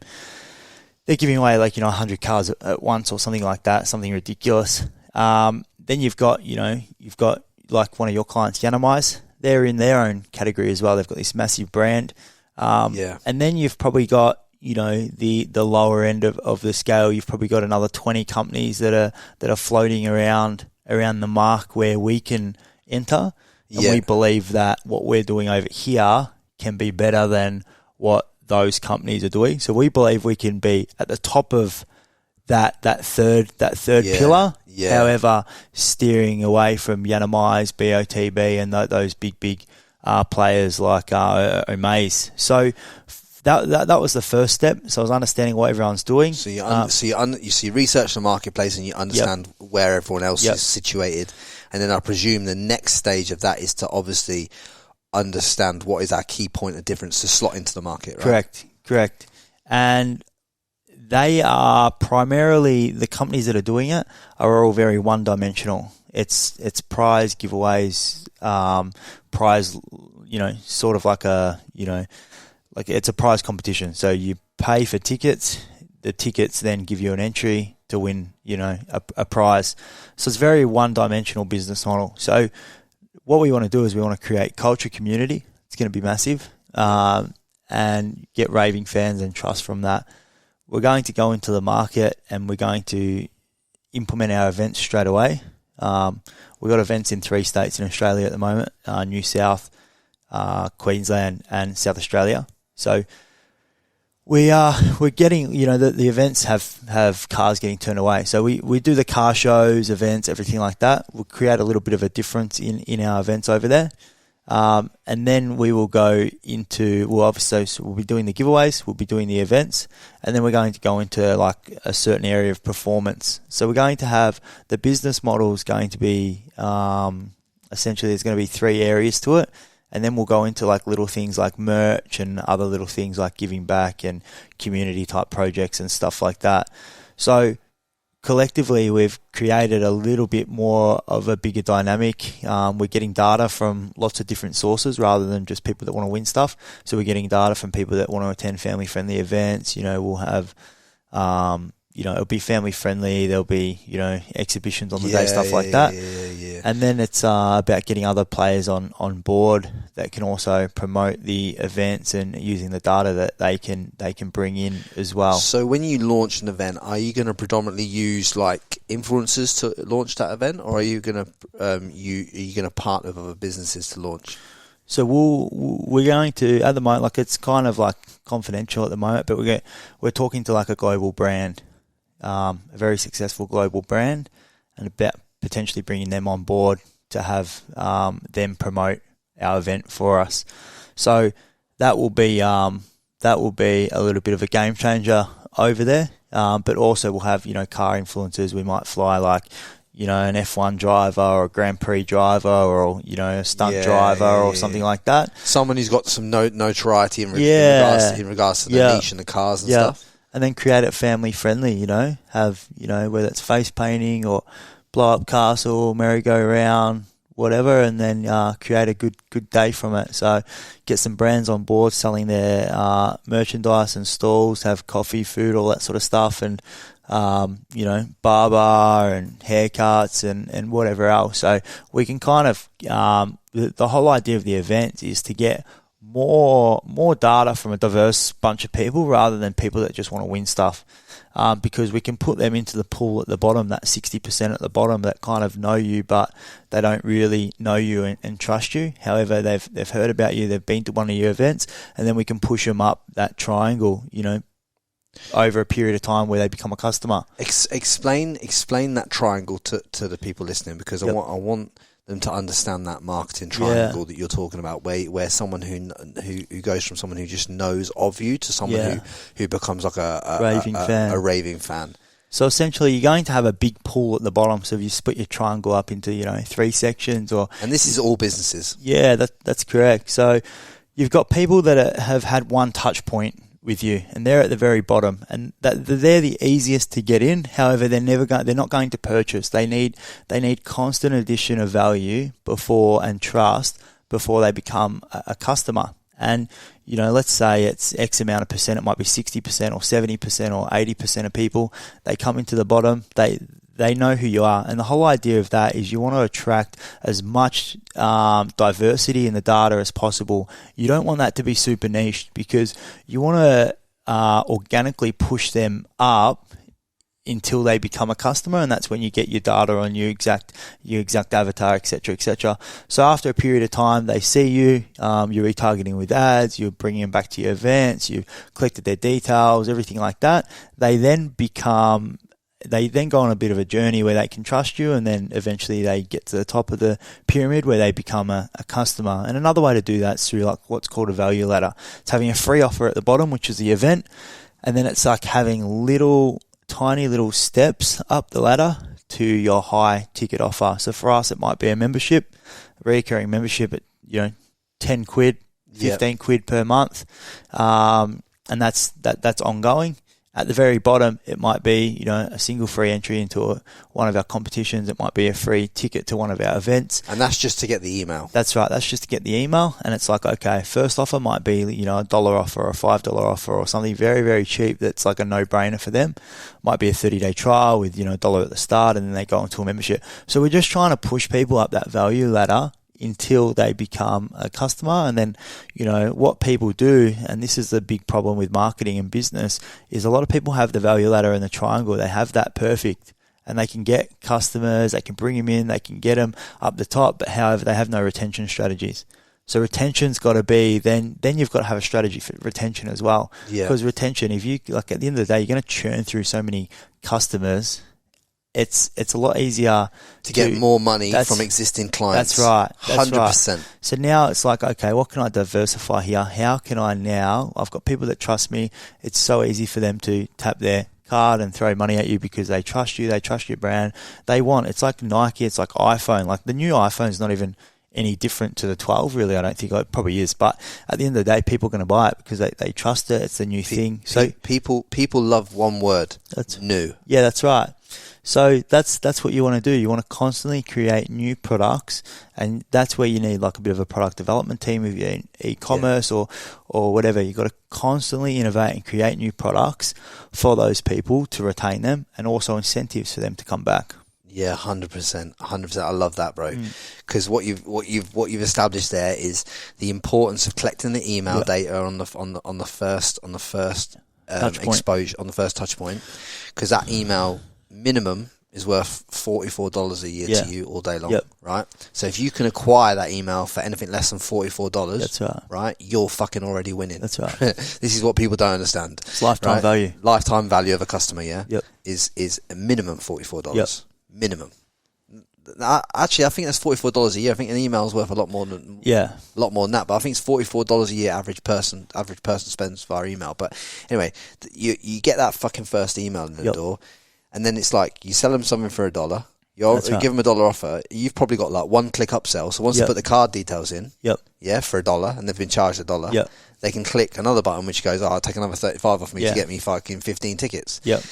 Such a simple business model because you've already got the card details. They've already put the stuff in. Right. They're already there. They've already bought. So when you've got someone that's already bought and you've already sold them something, this, that, and the other, right?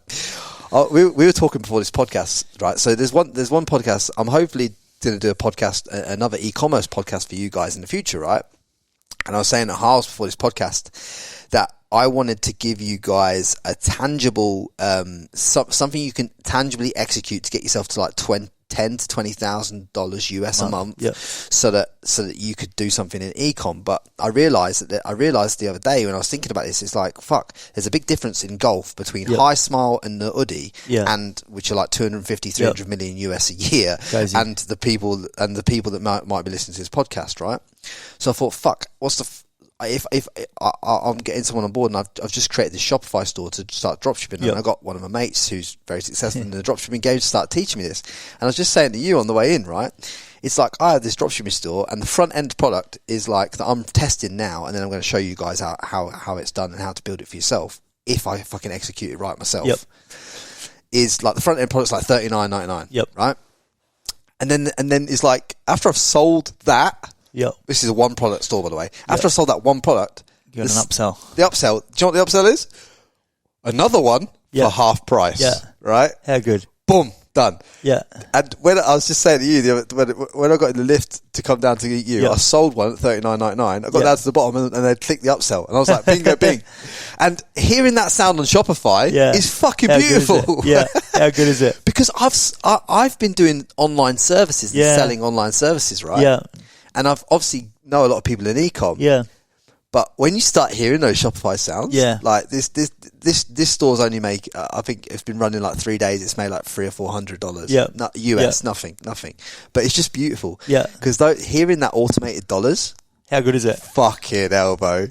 That's another fucking hard on moment. Yeah, That is yeah, literally it's like, good. It's good. that is like, and I want to scale that to like 10 or 15k a month, It's unlimited with e-com. and then unlimited. But Yeah. I want to get it. I want to give the value to the audience That's on right. how, and how they can execute Yep. that. So powerful. So good. So good. powerful. But what you've just said there, and everything you said in regards to the sales funnel, Yeah, is you've got to so have it. key. And, Yeah. and just put what's that marketing triangle? I want them to Google it. What's that marketing triangle called? Oh, I can't think what it's called, but guys, go and I should know, but I don't. That's why I've got a team that yeah, but you works for you don't works need for to, me. you don't need to know when you execute, Yeah. bro. When you're executing at the level you're executing, you don't need to know the names. But Well, we had 30 employees, so they executed. yeah, but at least you understood it. But Yeah. guys, go and Google that marketing triangle. You understand how people accentuate through your funnel. Yeah.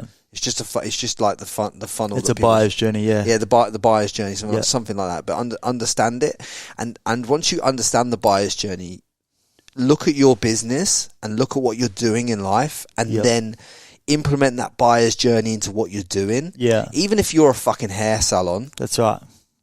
it's I would clean up if I had a hair salon. I got no hair, but I'd make a fortune out of a hair salon if I was a woman. I know. 'Cause you've got so many upsells There's you can do. so many upsells fucking in a hair salon. Just think, you're cutting someone's hair, or they're just in for a haircut, and you're cutting their hair, and you're like, oh, how old are you, Frankie? Yeah. You tell me your age. I'm 33. 33. Yeah. Okay, so the right age. Yeah, you get some greys at 33, so it's expected. And you go, what would you say then? Yeah. Do I have greys? Yeah. You start to Yeah, right? but we can fit you in tomorrow for a colour. Fuck, bro. I'd be like, I'd be there. I'd be cutting some girl's hair. I'd be assessing her forehead and be like, do you know what? We can do injectables. Yeah. We can do fillers. Yeah. We can do this. We can do Yeah. teeth whitening. We Yeah. can do there's this product. I think this Yeah. would be great for your skin. Yeah. I think this would accentuate the natural Yeah. glow in your Yeah. skin tone. I think we need to do this. I think we can do a blemish reduction on that. Yeah. You know what I mean? We can tint and tone. We can tint and this, and we got this fucking great treatment for split ends. I know. Like, Sales is so good. It's a Bro. never ending. It's a very deep rabbit hole. It's like so powerful. There's Yeah. so even restaurants. You can make Yeah. a fortune in restaurants if you know what you're upselling. You should Yep. be upselling all the time. And do you know what the thing is? Desserts, drinks. The upsell Yeah. is all part of the experience. That's right. So I'm not telling you to sell things that people don't need. That's right. I'm only sell things that make people feel good. Yep. That adds value to them and adds value Yep. to the business as well. That's And right. create that win-win within your business, and Right. you change the game. I would drink so much more wine if restaurants actually come and Give filled up my taste glass. tests, bro. Well, yeah, but even just filled up my glass Yeah. sooner. Do you know what I mean? Like, I'd drink a lot more wine. Like, it always gets down, and then I have a second thought because I'm about to finish it. I'm like, oh, maybe I don't need another one. Whereas before that moment, if they had to come over and be like, just another one, mate, I'd be like, yeah, of course. Here's what I would do if I was a restaurant. Yep. I'd ask people what they wanted for food. Yep. But I'd just assume the drink. Yeah. I would assume all the drinks. Yep. So I would just come over to a couple and say, would you like this wine or this wine? Yeah. I would just do it and Assume just put the it on. sale. Assume the sale. Yep. I wouldn't ask them what would they like. What That's would they right. like to drink? I wouldn't That's say right. that. Would you like this wine or this wine? This beer or this beer? Yeah. Would you like wine, beer, this, and this? And just get them to say yes and get their Yeah. buy-in. And then every time I saw their last thing down, I'd Yep. I'd fill out their last. Yep. And just it's just an automated thing, That's and right. and people will pay for it, That's and right. people will appreciate it. You don't need once you've got them in the restaurant and That's right. and you should assume the sale. Yep. This is how all businesses should work. Yep. all businesses, even if you've got a fucking cafe, bro. Yep. Just fucking refill the tea, refill 100%. the coffee, and assume the sale. 100%. If it's a pay at the end business, which some of these businesses are, breakfasts, this, Yep. that, and the other, just assume the sale and put it on the fucking tab. Yeah. Because people tap the card anyway. Yeah, that's right. And as long as they've had the great experience with That's you, right. They're not gonna. they don't give a they're fuck. not gonna say, "Hey, I didn't order that." It's like, well, did you enjoy your time here? If you're making everything else great, then that's fine. Assuming the sale Yep. is one of the most powerful things that you can Yep. do for your business. 100%. 100%, bro. I don't know why more people aren't doing it. Yep. But nobody does it, bro. No. Especially in Australia. Yeah. Especially in Australia. Yep. I'm so glad this came out. Well, I go out. I'm out at a cafe every day or a restaurant every night. So for me, like, do you ever look at the bill? Me? No, I usually just tap now. Right. Okay. This is what I'm saying. You go there every day. Yeah. You're an abundant person. You're bringing in money into your life. Most people that eat and drink at these cafes are abundant people, right? Yep. Most people that are buying your services or your physical things are abundant people. When your phone goes beep, then it's over $100. Do you know what I mean? You got to put in your PIN because I just tap and pay. But apart from that, I wouldn't even know what I spend. Yeah. Until you do accounts. Yeah. Or until you get that stupid little thing on your CommBank app that says, you spent $5,000 this month on food. Yeah, but this is where it becomes powerful for a little business like a cafe. Yeah. If the average spend in your cafe is $30 per person, if you increase the average spend per person to $50, $50. That's crazy. Right? You're talking serious cash. That's right. Serious cash on a monthly. Yeah. Serious cash. Now, you implement the upsells in your online business, the one-click upsells that I'm talking about, that we're talking about. Yeah? Then they're what I call the fucking no-brainers. The simplest upsell you can ever give another human is this. You've had one Diet Coke. Yep. Would you like another Diet Coke? Yeah. You've had one coffee. Would you like another coffee? That's right. You've bought a pair of hair straighteners. Would you like to get another pair of hair straighteners for fucking half price? Yeah. You've bought a pair of hair straighteners. Would you like to get the fucking straightening serum that goes with the fucking hair straighteners for fucking $50? It's simple shit. And if you're not doing it, and you're not doing an upsell in your business, you're missing out on the whole point 100%. of fucking business. That's You're right. missing the point. That's right. And especially like you said before, restaurants, cafes, like they're operating at 8 to 15% margins, industry average. Yeah. So if they can increase another 8 to 15% on the sale, on the average order value of a customer, they've just gone from 8% to 16% to 30% margin. It's complete. Yeah. Bro, I'll be doing like buy one muffin, get another muffin half price because the cost of a muffin is fuck all. Yeah. Right, in terms of baking it. Yeah. So, you sell a muffin for fucking $3. Sell another one for $1.50. It doesn't cost you any more money. Yep. Do you know what I mean? Like the raw cost is not your thing. Like I know I'm using cafes as an example, but hair salons. You can do it with whatever. You can do it with anything. just that E-commerce business. It's just so that I hope this fucking hits you right between the eyeballs if you're listening right now, because this changed the game in your business. Yeah. If you don't fucking message me on Instagram and tell me that you've not added another 10k a month in your business online, if you don't message me in your physical cafe business and tell me you've not added at least another $1,000 or $2,000 a week, I want to know what the fuck you're listening to, because that is how serious I am. That is a game changer, bro. Yeah. If they've already fucking purchased something, then they've already given you permission To take more money. To Simple. take more money, but in an ethical That's way right. where you add more value. Yeah. By giving them more of what they already want. Yeah. Yeah. And a lot of you out there just are not asking the right questions. That's right. And it's all about framing and asking the right questions. If you ask the right questions in life, You get the right you'll answers. fucking you'll add more value and you'll add more money. Yep. Simple game Yep. changer, bro. 100%. I'm fucking so glad we dropped that. So fucking glad. Because that is powerful shit. It is, and people can implement it immediately. It's not hard. Yeah, and that's why we're in this game. It's actionable content, mate. And mate, I fucking loved having you on. Right, if there's one piece of advice before we leave this podcast that you can give someone, like from all your years of experience, you can't take no physical or money or leave any money behind, but you could just leave a pearl of wisdom that could drop on people's ears at the right time, right now, smack them right between the eyeballs, and change their fucking life. What would it be? Ooh, putting me under the pump, mate. Mate, what a stand! It's a Frankie Lee podcast, bro. Yeah, nice.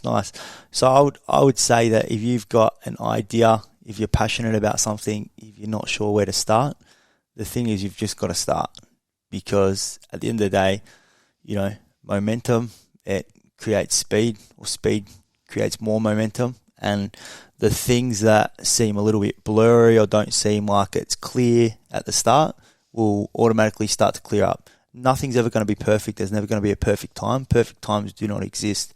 At the end of the day, you've got to create your own opportunities. There is a thing that, you know, you can be in the right place at the right time, but the more times that you're putting yourself out into places where there's going to be potential opportunity, and the more times you're trying and the more times you're starting something, the more chances you have at succeeding. If you never take the time to just start, you're never going to get, you know, where you want to go, because you're not doing what you need to do to get the results. So that would be my little piece of advice. Bro. I love it. And it's great, man, because like execution leads to you being able to find out more data, and more data allows you to get into the right thing, whatever the right thing is for you. That's right. I seriously fucking hope, guys, that you've got about 3 or 4 actionable points out of this podcast, whether it be in terms of mindset, whether it be in terms of like upsells for your business, whether it be on like how to launch internationally. I just hope there's so many nuggets of information in here.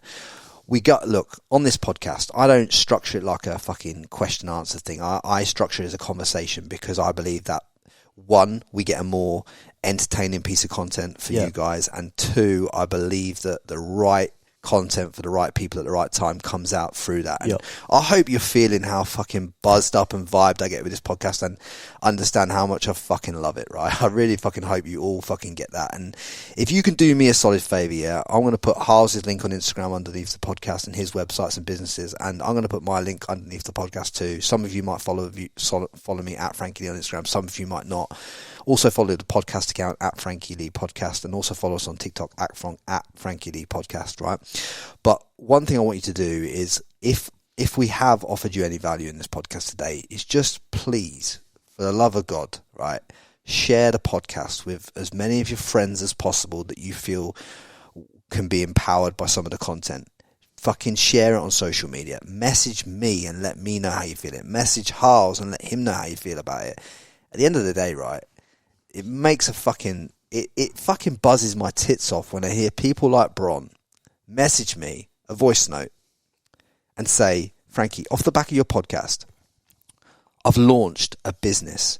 This podcast has empowered me to do this, this, and this, and this, and I've launched off the back of it. Crazy. But that is some fucking so powerful to me on so many different levels, and it just fucking lights me up. That's right. But like, it's so easy, anyone can do it, and that's the thing. 99% of people aren't going to do it. It's that 1% that are actually going to take action and do something about it. But if you can be that 1%, it'll change your life. Yeah. But I want to create a butterfly effect in Australia, the UK, as my first ports of call, and then obviously in the US as well, which are growing an audience there too. But I want to create this butterfly effect in these countries that change people's lives, and obviously how I do that and how I get this message out to more people is with you guys, because you guys listen to it, hopefully gain some value out of it, and then you have the opportunity now to go and tell 5 people, right? And all I'm asking is that every time you listen to one of my episodes, is go and tell 5 people that week about my podcast, if I've given you value or my guest has given you value, and share it on social and get it into more people's perspectives, because that is worth so much to me on a personal level for the fucking reps that I'm doing here. And that's 100%. That's all I want from you. That is genuinely all I want from you. It's just if I can ask you for one thing, that's all I'm asking for. Anyway, I hope you got a lot of value from this. Thank you so much for coming on, brother. You're a champion, brother. Cheers, bro. Thanks for having me. I really appreciate it. And guys, like, subscribe, comment. Much love. All the best. Don't forget to subscribe to the Frankie Lee Podcast. Anyway, I hope. Thank you so much for coming.